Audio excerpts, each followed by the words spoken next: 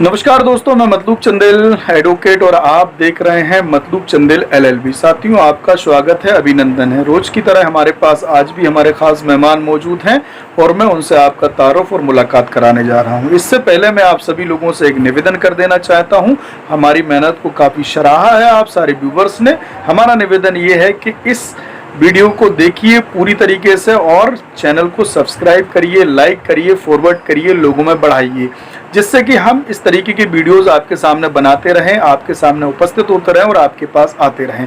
इसी के बीच हमारे साथ मौजूद हैं आज पूर्व जिला प्रवक्ता भीम आर्मी श्री सुशील कुमार चौधरी साहब। मैं उनका तहे दिल से शुक्रिया अदा करता हूं कि वो मेरे बीच आए और उन्होंने हमारे लिए टाइम निकाला और आप सभी लोगों के लिए टाइम निकाला।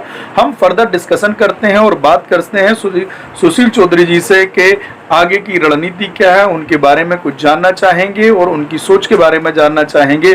तो हम वार्तालाप करते हैं। आप इस वीडियो को प्लीज़ पूरा देखिए, बहुत सारी चीज़ें आज आपके सामने क्लियर होने वाली हैं।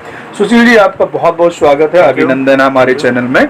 हमारे व्यूवर्स भी आपका काफी इंतजार कर रहे थे कि सुशील जी से मिलें, क्योंकि आपके क्रांतिकारी और अच्छे विचार हैं, लोगों ने सुने हैं, मैंने भी कई जगह पर आपको सुना हुआ है। सुशील जी, आपने कितने दिनों तक भीम आर्मी में बतौर प्रवक्ता कार्य किया है? जी, मैंने जो 1 साल मैंने बहुत अच्छे ढंग से काम किया है और काफ़ी गाँव में मैंने प्रचार किया है, लोगों को अपने मूवमेंट में जोड़ने का जो मुहिम होती है वो भी चलाई है जी। तो इसमें हम सफल भी रहे।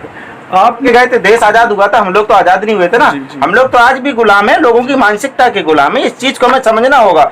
ओबीसी का आरक्षण खत्म कर रहे हैं, एससी का खत्म कर रहे हैं, माइनॉरिटीज के लिए कैसी मानसिकता ये लोग रखते हैं, इन चीज को आपको समझ में नहीं आती है। नहीं तो आप ये बताइए, आरक्षण के इशू को लेके आपकी नाराजगी या समाज की नाराजगी या पार्टी की नाराजगी सामने आती है?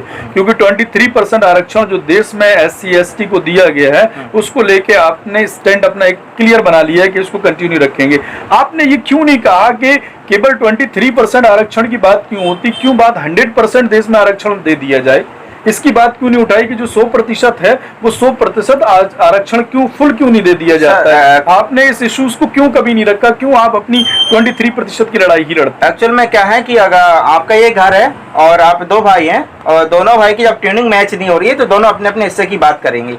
यही कारण है, जिस दिन हमारा ओबीसी SC ST माइनॉरिटीज अगर एक प्लेटफॉर्म पे एक बैनर के नीचे एक विचारधारा में आ गए तो हम 100% आरक्षण रिजर्वेशन लेने की बात करते हैं। दूसरा सवाल कि जहां तक रिजर्वेशन है तो स्टेट गवर्नमेंट के पास भी रिजर्वेशन को देने के पावर है। अब आपने इशू बनाया है कि रिजर्वेशन का इसके लेके लड़ाई लड़ रहे हैं, तो आपकी सरकार, आप वर्तमान समय में बसपा के बतौर सदस्य हैं जिले के अंदर, आपकी भी सरकार 4 बार आती है, मायावती जी 4 बार मुख्यमंत्री बनती हैं, तो क्यों ऐसा दिमाग में नहीं आया कि SC ST के अलावा भी आप माइनॉरिटी को, आप माइनॉरिटी में मुस्लिम्स को या आप अन्य और जातियों को जो बैकवर्ड्स में आती हैं उनको आरक्षण का लाभ दिया जाए? स्टेट गवर्नमेंट ने ऐसा आपके पीरियड में क्यों करने की कोशिश नहीं की? देखिए, मैं उस समय इतना एक्टिव नहीं था, जो मेरा व्यक्तिगत विचार है। अगर मैं राजनीति में सफल हुआ, मेरा सपना तो यह है कि वही विधानसभा से विधायक बनूं और फिर सांसद बनूं, और जो विचारधारा राजनीति में चली आ रही है अब तक घिसी पिटी, लोगों की यही मानसिकता, उस चीज को बदलेंगे और हम सफल भी होंगे, क्योंकि युवा वर्ग आगे पढ़ा लिखा जा रहा है और वो इस मुहिम को जरूर कामयाब बनाने में हमारे साथ। बहन जी को हमेशा दलितों का नेता माना जाता है, ये बात सही है? बिल्कुल गलत बात है। अगर बहन जी दलितों का नेता होती, उसमें तो माननीय सतीश चंद्र मिश्रा जी भी हैं और हमारे जनपद जालौन में अभी गिरीश अवस्थी जी को टिकट दिया था, ठाकुरों को भी टिकट जाता है। ये सब टिकट एक अलग सब्जेक्ट होता है। क्या वो दलितों की आवाज है या नहीं? नहीं, ऐसा कहीं कुछ नहीं है। वो दलितों की आवाज नहीं है, सभी की आवाज है। आर्मी चीफ चंद्रशेखर ही दलितों की आवाज है। एक्चुअल में ना, चंद्रशेखर जी बहुत अच्छे आदमी हैं, वो उनको पार्टी बनानी नहीं चाहिए थी। क्योंकि नहीं, ये इशू आपका नहीं है कि उन्हें पार्टी बनाया था। मेरा सवाल भी नहीं है, मेरा सवाल बड़ा जायज है। क्या बहन कुमारी मायावती दलितों की आवाज नहीं है? चंद्रशेखर जी दलितों की आवाज है? नहीं, ऐसा कहीं कुछ नहीं है। बहन जी भी एक्चुअल में क्या होता है, जब कोई नेता बनता है, जैसे माननीय नेताजी मुलायम सिंह यादव जी, माननीय अखिलेश यादव जी जब सरकार में आते हैं तो लोगों को लगता है कि हमारे बन गए, लेकिन ये विचारधारा गलत है। अब बहन जी सरकार बन गई तो बाकी चमार बिरादरी को अगर लगे, दलितों को लगे, और दलितों में सिर्फ चमारों को लगता है, बाकी अदर बिरादरियों को नहीं लगता कि बहन जी हमारी हितैषी हैं, लेकिन लाभ सब भी लेते हैं। ये चीजें दिमाग से निकाल देनी चाहिए लोगों को। सब दलितों की नेता नहीं, वो सभी की नेता है, सार्वजनिक नेता। आपका ये कहना है, लोकतंत्र की बात करने वाली नहीं है। ठीक है, तो अब आप सवाल ये आता है, वही मेरा सवाल है, रावण जी की यात्रा पर आपको भरोसा नहीं है, आपको उनका कैरियर नजर नहीं आता है। जिस तरीके से आपने अभी अपने शब्दों में इस इंटरव्यू के दौरान कहा कि काशीराम साहब ने बहुत मेहनत की, 3 दशक लगाए तब पार्टी बना पाई, तो तब तक तो काशीराम साहब को भी नेता नहीं माना था लोगों ने, बहुत उन्होंने मेहनत की थी, उसके बाद बसपा ने जन्म लिया और बसपा ने सरकार चलाई। तो क्या ये उम्मीद चंद्रशेखर से नहीं की जा सकती? नहीं की जा सकती। क्यों?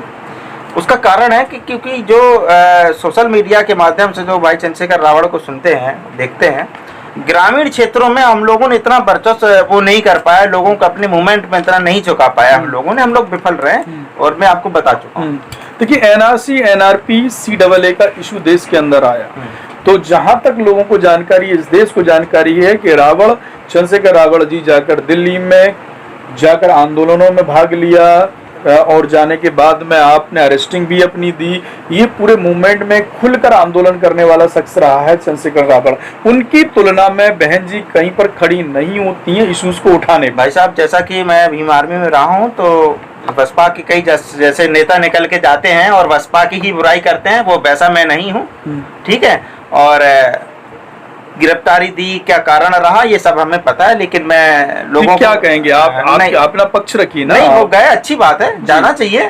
तो ये सीक्रेसी नहीं है, ये भारतीय राजनीति। अगर आपके दिमाग में कोई पहलू है कि क्यों गए थे, वक्त आने पे खोलूंगा, अपने तुरुप के पत्ते सबके सामने थोड़ी खोल सकता हूँ। ये तुरुप का पत्ता ये आप ओपन करना नहीं चाहते, लेकिन दुनिया ये जरूर देख रही है चंद्रशेखर रावण जी ने ही CAA NRC पर जो विरोध किया, जो प्रदर्शन दिया है, वो उत्तर प्रदेश में रही कुमारी मायावती जी ने ऐसा कोई प्रदर्शन, उनकी पार्टी ने ऐसा कोई प्रदर्शन नहीं किया, ना कोई आंदोलन किया, ना उसमें सहभागिता दी, ना ज्ञापन देने का काम किया। तो आप एक समुदाय का केवल वोट लेने के लिए तैयार हैं, उसकी आवाज उठाने के लिए तैयार नहीं है।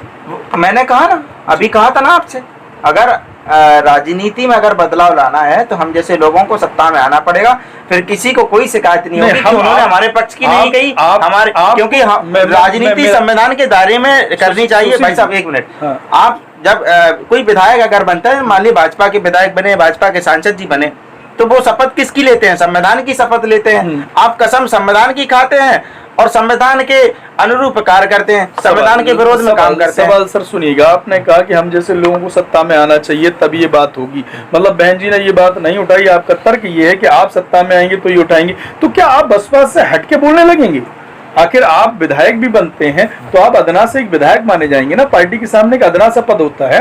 आप सांसद भी बनते हैं तो पार्टी की गाइडलाइन होती है। मैं बात कर रहा हूँ पार्टी के मुखिया की, पार्टी की गाइडलाइन की, पार्टी की विचारधारा की, पार्टी की थिंकिंग की। आप अगर विधायक सांसद बन भी जाते तो उससे हटके क्या करेंगे आप? देखिए, अभी मैं नया जुड़ा हूँ बसपा में, इतनी अभी मैंने 1-2 मीटिंग अटेंड करी है, सही मायने में समझा भी नहीं है।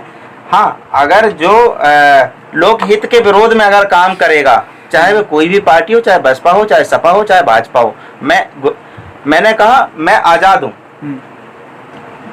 आपने कहा था 1947 में आप आजाद हो गए, देश आजाद हुआ तो लोग आजाद नहीं हुए थे। अगर मैं भाजपा में हो गया तो मैं भाजपा का गुलाम हूँ, बसपा में हो गया तो बसपा का गुलाम हूँ, सपा में हो गया तो आप किसी भी राजनीति, आपको मूवमेंट आपका नेता करेगा, तो फिर मेरे दिमाग का क्या काम? आपका सवाल हटा देना। इसका मतलब है आप अभी भी आजाद हैं, बसपा के सदस्य होने के बावजूद भी आप आजाद हैं। हाँ, ये नहीं कि आप पे बसपा की थ्योरी और नियम सारे लागू हो जाए। नहीं, कोई दिक्कत नहीं लागू, बिल्कुल लागू नहीं, मतलब स्वतंत्र राजनीति कर रहे हैं आप। मैं ये ना कहूँ कि आप बसपा के मेंबर भी हैं, नहीं, बिल्कुल कहिए, मैं नहीं हूँ मेंबर, भाई विचारधारा है, मुझे अच्छी लगी, मैं जुड़ा हूँ उसमें जी। ऐसा नहीं है हमने उसमें कोई पद ले लिया हो। मतलब ये बात बड़ी जाहिर सी होती है कि सुशील जी एक स्वतंत्र राजनीतिक व्यक्ति हैं, राजनीतिक नेता है।